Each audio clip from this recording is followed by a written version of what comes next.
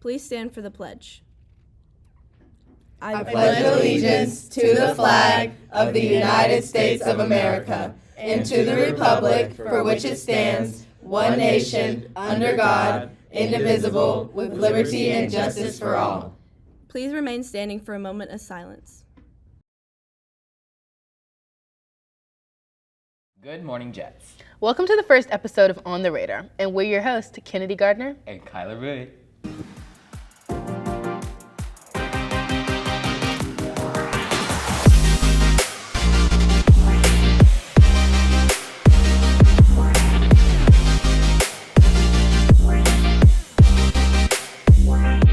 Hey Kyler, did you know there's a ball exclusively for military kids? No, I didn't.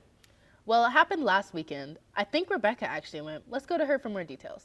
I'm Rebecca Van Houten, reporting from the military ball. Now let's go to Kate Curry to learn some more. Okay, so military ball actually happens in the real military. So it's like kind of similar to a formal dance like prom, but it has a full ceremony part to it, which makes it a little bit different. And also all the men are in like their army uniforms or whatever service like the ball is for. So it is pretty different, but it is like a ball, kind of how you think of it in the movies. People dress up nice and dance. So it being a military tradition, I guess, there are a lot of different things that go into it. One main thing that JC does is our grog bowl, I guess. So it's where they dump a bunch of like nasty things into a bowl, and if you break the rules of the mess that we call it, then you have to drink from the grog bowl. And so it's kind of dreaded, but also really funny to watch every year. One pace from the grog, and honor thy grog with a sword. Next, so I cope with the delightful nectar.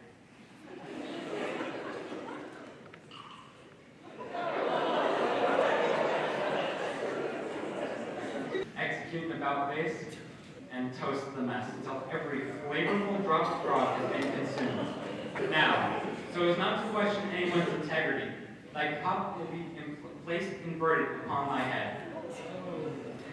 Again, execute the bout face. And there's like a whole lesson on it that we learn through class of how to hold one properly and the different like regulations for it. So it is required, but it's also something that everyone looks forward to every year.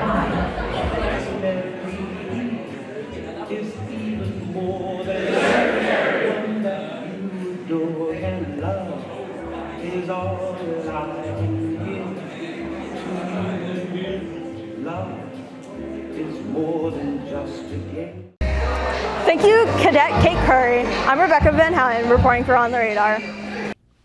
Thanks, Rebecca. Kennedy, are you ready for AP exams? Honestly, not really. I think I need some more time to study. Well, these students set the standards high in their class with everybody passing. Wow, that's impressive. Now let's go to Emerson talking to Miss Steele about the class.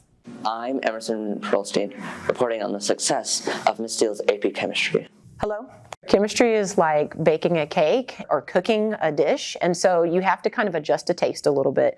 But it's a combination of hands-on lab activities, direct instruction from the teacher, as well as opportunities for them to problem solve in teams using whiteboards.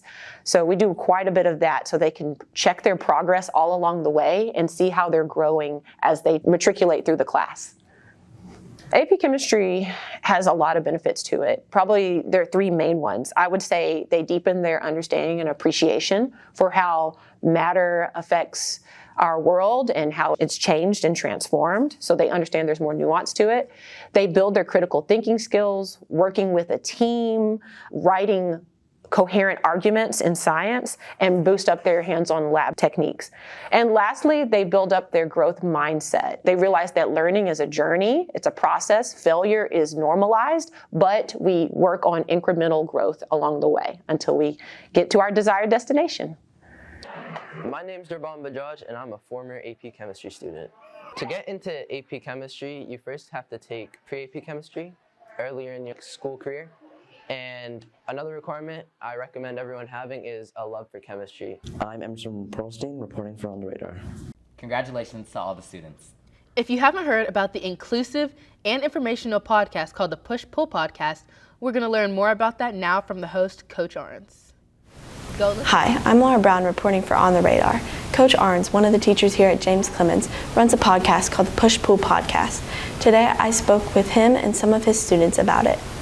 A year or so ago, I started thinking there's so many very interesting stories of the students we have that I thought, why don't we find a way to let them tell their stories? You know, one of the things we talk about in Madison City Schools is there's 90 different languages spoken here. Well, that's great. You know, tell me the story. I want to know the story. And a podcast is a form that you can tell your story. It doesn't take much. And I went to see Clay Combs of this, and he handed me a box with a mixing board and a couple of speakers. And he said, here. I said, I don't know how to do it. He says, one of your students will know how to do it. And Kylie Kilpatrick was in class, and I told the class, I got this stuff, I don't know how to work it. And Kylie said, I'll set it up. I said, great. And we started from there. But we also use it in class as part of what we do, part of our teaching and things, because we talk a lot about migration in AP World History. And everybody gets to tell a story. Every student gets to tell a story, whether it's a story about them, their parents, or sometimes their 8th great grandparent coming from England in 1680. You know, it seems every story is so unique, but it seems that if you look at all of them, like everybody's leaving for some reasons, getting pushed out, and people are coming to America. The pull factor is opportunity, right? There's all kinds of opportunity. And there was opportunity here 300 years ago. There's still opportunity here, and people, and it's been great to listen to the stories because it takes it kind of out of that textbook kind of mentality and makes it real personal. And you just learn so much from people's stories. We drop an episode, it's every Tuesday and Thursday. The episodes are relatively short. They're anywhere from like 6 minutes, maybe the longest one's 14 minutes. So we're on Spotify. That's the easiest way to find it. A friend of mine who's just listens to it because he enjoys the show, he said it sounds very NPR-ish. So that was kind of a compliment. But yeah, it's an individual thing, and it's real. My favorite thing about the podcast is getting to know like my friends and family better, because understanding where my family came from through other people's stories really makes me like appreciate and understand, I guess, just in general history better, because it makes me more grateful to be here. I think more or less the same thing with how it benefits me. I think it would benefit other people to listen because it would help deepen your understanding of history and give more cultural understanding to what was going on during these places, during these times, and how factors really affected other people. On our podcast, we talk about push-pull factors of how people came from different places and overall just why people left and how their kind of conditions were getting here and living there before. My favorite thing about the podcast is getting to listen to all the stories. I feel like it's a really good experience getting to know like the backstories of my classmates and people I generally talk to in class. I get a deeper understanding of where they come from. You get to learn about other traditions, and you get to develop a greater appreciation for where you are and how lucky you are to be living in the United States. Thank you, Coach Arns and students. Make sure you check out his podcast. I'm Laura Brown, reporting for On the Radar. Go listen on Apple Podcast and share with someone you know. Next, let's go to Emma about a heartwarming story that started 3,422 miles away about 2 students who moved from Alaska. I had 2 students in class, one of which is Chris, my teacher aide, and Sarah, one of my students. They both realized they were both from Alaska. And they got talking and realized they actually probably went to the same school.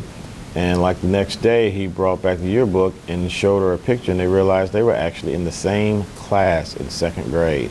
And now all the way here in Madison, Alabama, ended up in another same classroom again. So me and Sarah, we were in the same first block. I was talking about my Alaska experience and like all that kind of stuff that went with it, like the snow and the moving and all that kind of stuff. And he had mentioned later that he was from Alaska, and they asked me like, what elementary school did you go to? And I was like, oh, I went to Ladd Elementary. And he was like, oh my gosh, I did too. I just decided to go through the yearbook from around 10 years ago, and I was looking and I saw her name, and I was like, that has to be her. So he ended up bringing in his yearbook the next day and showing me and him in the same class. And he remembered me. I did not remember him, but I thought it was kind of a cool experience of like, we started in Alaska and then ended up like in Alabama. Truly heartwarming. Don't forget to follow us at JCHS On the Radar, and we're your hosts, Kennedy and Kyler. We'll see you next time.